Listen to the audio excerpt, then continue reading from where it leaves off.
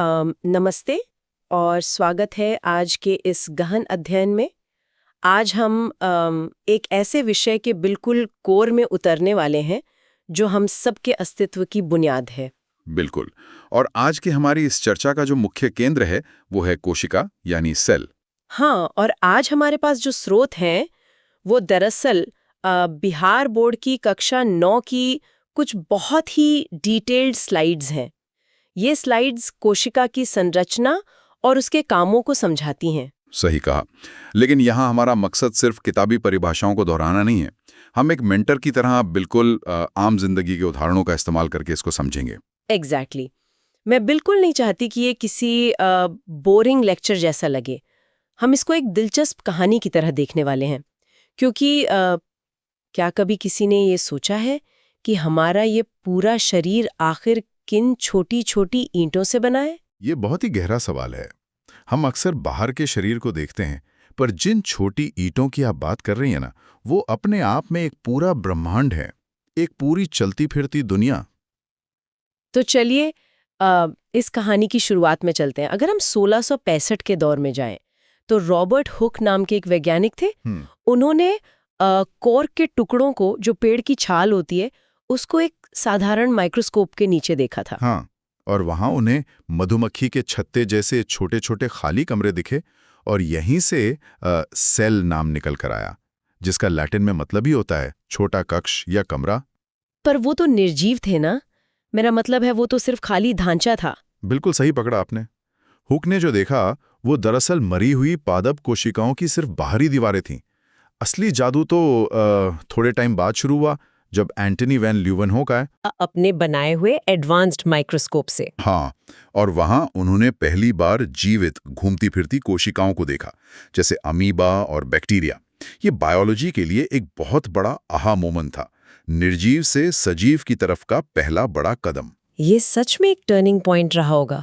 और इसी ऑब्जर्वेशन के बाद तो सेल थ्योरी या कोशिका सिद्धांत का जन्म हुआ, राइट? एकदम सही। श्लाइडन, श्वान और बाद में रुडोल्फ फिरचो जैसे वैज्ञानिक आए। इन्होंने मिलकर 3 मेन रूल्स बनाए।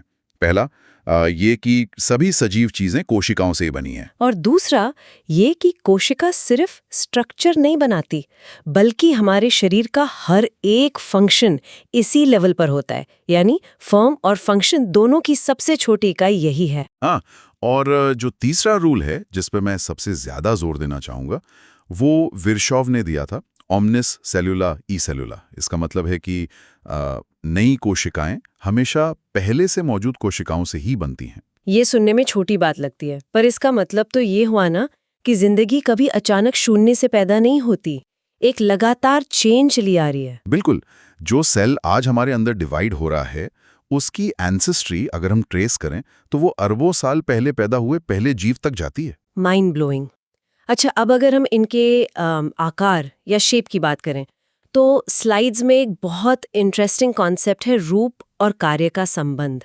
यानी सेल का शेप वैसा ही होता है जैसा उसका काम होता है। हाँ, बायोलॉजी में इसे फॉर्म फॉलोज फंक्शन कहते हैं। अब अमीबा को ही ले लीजिए, उसको खाना पकड़ने के लिए घूमना पड़ता है, तो उसका शेप इरेग्युलर होता है, वो अपना रूप बदलता रहता है। और हमारे शरीर की नर्व सेल्स, मैं हमेशा उनकी इमेज देखती हूँ तो वो लंबी तारों के जाल जैसी दिखती हैं। उसका भी एक रीजन है।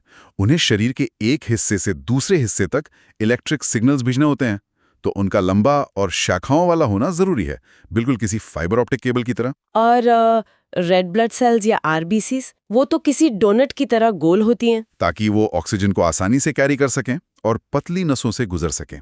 और वही पौधों की कोशिकाएं आयताकार और काफी मजबूत होती हैं, क्योंकि पौधों को सीधा खड़ा रहना होता है। तो इसका मतलब हर सेल का एक स्पेसिफिक रोल है। लेकिन यूनिसेल्यूलर यानी एक कोशिकीय जीव और मल्टी सेल्यूलर में बहुत फर्क होता होगा। अमीबा तो एक वन मैन आर्मी की तरह है ना? एकदम परफेक्ट एनालॉजी है। One man army. एक ही सेल खाना भी खा रहा है, सांस भी ले रहा है और रिप्रोड्यूस भी कर रहा है। पर हम इंसान या पेड़ पौधे तो हम लोग एक बड़े कॉर्पोरेट ऑफिस या एक कॉम्प्लेक्स शहर की तरह हैं, जहां कामों का बहुत क्लियरली बंटवारा होता है। अलग अलग कोशिकाएं मिलकर टिश्यू बनाती हैं, फिर टिश्यू से ऑर्गन बनते हैं। सही कहा। और इस कॉम्प्लेक्सिटी को समझने के लिए स्रोत 2 मेन कैटेगरीज बताते हैं, प्रोकैरियोटिक और यूकैरियोटिक। इसे हम कैसे समझेंगे? इसे ऐसे समझिए, प्रोकैरियोटिक सेल एक स्टूडियो अपार्टमेंट जैसी होती है। प्रो मतलब पहले और कैरियन मतलब केंद्रक या न्यूक्लियस। इनमें कोई क्लियर अलग से कमरा या न्यूक्लियस नहीं होता, सब कुछ एक ही खुली जगह में है। बैक्टीरिया इसका एग्जाम्पल है। और यूकैरियोटिक कोशिकाएं एक मॉडर्न आलीशान बंगलो की तरह हैं, जहां हर काम के लिए अलग कमरा या कंपार्टमेंट है। बिल्कुल, यू का मतलब ही सच्चा या ट्रू होता है। इनमें एक प्रॉपर झिल्लीदार न्यूक्लियस होता है। पेड़ पौधे, जानवर, हम इंसान, हम सब यूकैरियोट्स हैं। तो चलिए इस यूकैरियोट वाले शहर के अंदर चलते हैं। इस सेल रूपी शहर के अलग-अलग हिस्से, जिन्हें ऑर्गेनेल्स कहते हैं, उनको एक्सप्लोर करते हैं। सबसे पहले शहर की बाउंड्री यानी सेल मेम्ब्रेन। ये शहर का चौकीदार है, या बॉर्डर कंट्रोल कह लीजिए। ये बस एक दीवार में ही है। ये सेमी परमिएबल होती है, यानी ये डिसाइड करती है कि शहर के अंदर कौन सा मटेरियल आएगा और कौन सा बाहर जाएगा। ये बहुत ही स्मार्ट और डायनामिक लेयर होती है। और इसके अंदर जो जमीन है, हाँ, साइटोप्लाज्म। ये शहर की जमीन है, पर ठोस नहीं, बल्कि एक गाढ़ा जेली जैसा पदार्थ है। इसमें पानी और नमक होता है, और शहर के बाकी सारे ऑर्गेनल इसी जेली में तैरते रहते हैं। ये जेली ही वो जगह है जहां सेल के मैक्सिमम केमिकल रिएक्शंस होते हैं। पर इन सबको कंट्रोल कौन करता है? शहर का सीईओ कौन है? वो है न्यूक्लियस, यानी केंद्रक। मैं इस पर थोड़ा एक्स्ट्रा जोर देना चाहूंगा। न्यूक्लियस इस पूरे कॉम्प्लेक्स शहर का दिमाग है। इसी के अंदर हमारा डीएनए सुरक्षित रखा जाता है। और डीएनए तो हमारा मास्टर ब्लूप्रिंट है ना? बिल्कुल, पर मजेदार बात यह है कि डीएनए कभी अपने सीईओ वाले कैबिन से यानी न्यूक्लियस से बाहर नहीं आता। तो काम कैसे होगा? हाँ, ये एक प्रोसेस है जो स्लाइड्स में समझाया गया है। डीएनए का जो हिस्सा जरूरी होता है, उसकी एक कॉपी बनती है जिसे एमआरएनए कहते हैं। एग्जैक्टली। डीएनए से एमआरएनए बनता है, फिर ये एमआरएनए न्यूक्लियस से निकलकर बाहर शहर में आता है राइबोसोम के पास। और न्यूक्लियस के अंदर जो एक और छोटी सी चीज होती है, न्यूक्लियोलिस, वही तो राइबोसोम बनाती है। सही पकड़ा। और फिर राइबोसोम इस एमआरएनए का मैसेज पढ़ता है और उसके हिसाब से प्रोटीन बनाता है। ये पूरा रिलेशनशिप, डीएनए से एमआरएनए, फिर राइबोसोम और आखिर में प्रोटीन, ये बायोलॉजी का सबसे खूबसूरत हिस्सा है। और इस प्रोटीन को बड़े स्केल पर बनाने के लिए सेल के पास अपना फैक्ट्री एरिया भी तो होता है, एंडोप्लाज्मिक रेटिकुलम या ईआर। हाँ, ये शहर के हाईवेज और फैक्ट्री दोनों हैं। इसके दो हिस्से हैं। एक होता है खुरदुरा या रफ ईआर। इसकी सतह पर बहुत सारे राइबोसोम्स चिपके होते हैं, इसलिए ये रफ दिखता है। ये प्रोटीन बनाता और पैक करता है। और दूसरा चिकना या स्मूथ ईआर होता है। उस पर राइबोसोम नहीं होते, पर इसका काम लिपिड या वसा बनाना होता है। और एक बहुत जरूरी काम, जहरीले पदार्थों यानी टॉक्सिन्स को नष्ट करना, डिटॉक्सिफिकेशन। अच्छा, इसके बाद बनाया हुआ सामान शहर के पोस्ट ऑफिस जाता है। मेरा मतलब है गोल्गी अपैरेटस। हाँ, गोल्जी अपैरेटस। ये चपटी थैलियों का एक ग्रुप होता है। ईआर से जो प्रोटीन और लिपिड बनते हैं वो यहाँ आते हैं। गोल्जियो ने मॉडिफाई करता है, ठीक से पैक करता है वेसिकल्स में। पर जहाँ इतनी भीड़-भाड़ और फैक्ट्री है, वहाँ कचरा भी तो होता होगा। उसके लिए आते हैं शहर के सफाई कर्मी, लाइसोसोम्स।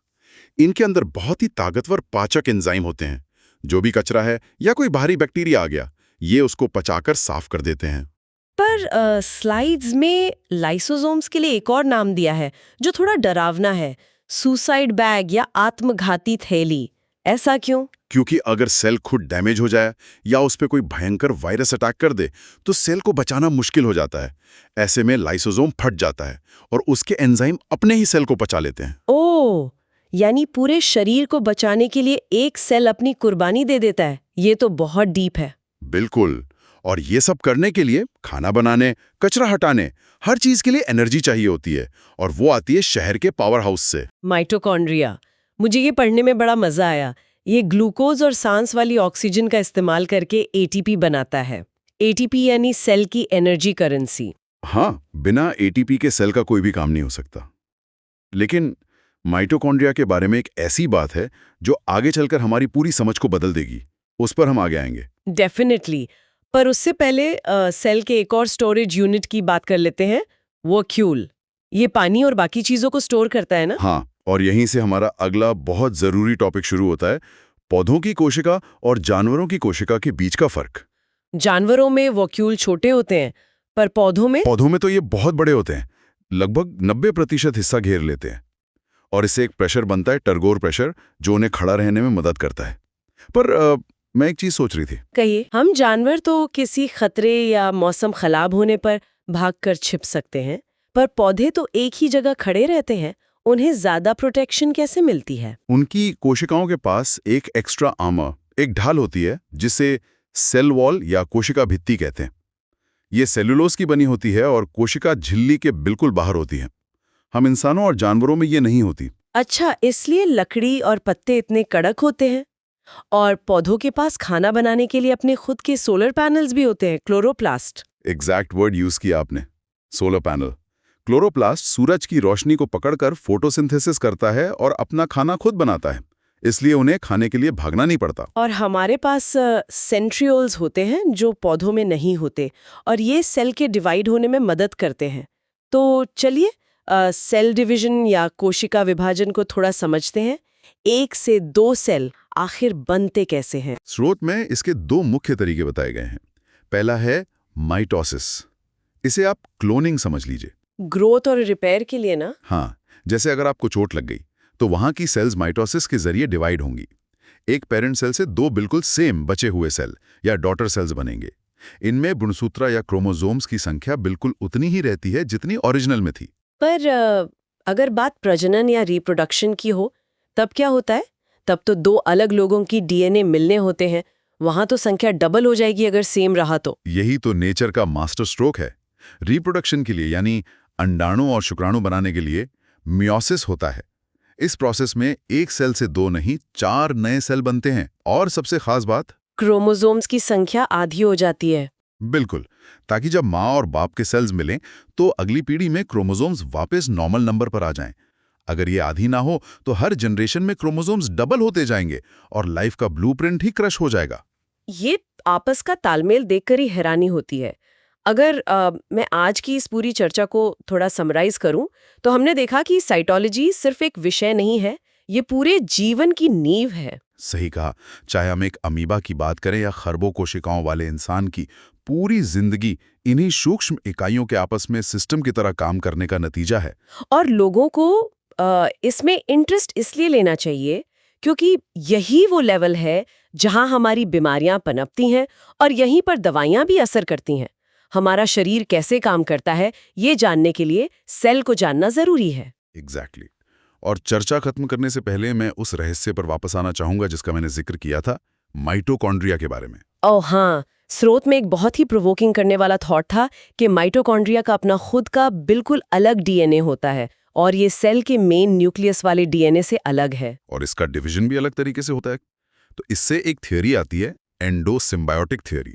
ऐसा माना जाता है कि अरबों साल पहले माइटोकॉन्ड्रिया हमारे सेल का हिस्सा नहीं थे। तो क्या वो आजाद थे? हाँ, वो ऑक्सीजन यूज करने वाले आजाद बैक्टीरिया थे। फिर एक बड़ी कोशिका ने उन्हें निगल लिया, पर उन्हें मारने के बजाय उनके बीच एक डील हो गई। एक सिम्बायोसिस। बड़ी कोशिका ने छोटे बैक्टीरिया को सुरक्षा दी और बदले में उस बैक्टीरिया ने बड़ी कोशिका को ढेर सारी एटीपी एनर्जी दी, और वही छोटा बैक्टीरिया आज हमारा माइटोकॉन्ड्रिया है। बिल्कुल, इसी एनर्जी ने लाइफ को इतना कॉम्प्लेक्स होने का मौका दिया। तो आज श्रोताओं के लिए मेरा आखिरी सवाल यही है, अगर हमारे हर सेल के अंदर एक एंशिएंट आजाद बैक्टीरिया का वंशज रह रहा है जिसके बिना हम जिंदा नहीं रह सकते, तो क्या हम सच में एक अकेले इंसान हैं, या फिर हम खरबों सूक्ष्म जीवों की एक चलती फिरती सांस लेती हुई बस्ती हैं, एक बड़ा सा इकोसिस्टम? यही सोचने वाली बात है। ये सच में एक ऐसा विचार है जो हमारे खुद को देखने के नज़रिए को पूरी तरह बदल देता है। आज के इस गहन अध्ययन में बस इतना ही। हम आशा करते हैं श्रोताओं को इस सिटी में घूमने में उतना ही मज़ा आया होगा जितना हमें। जुड़ने के लिए बहुत बहुत धन्यवाद।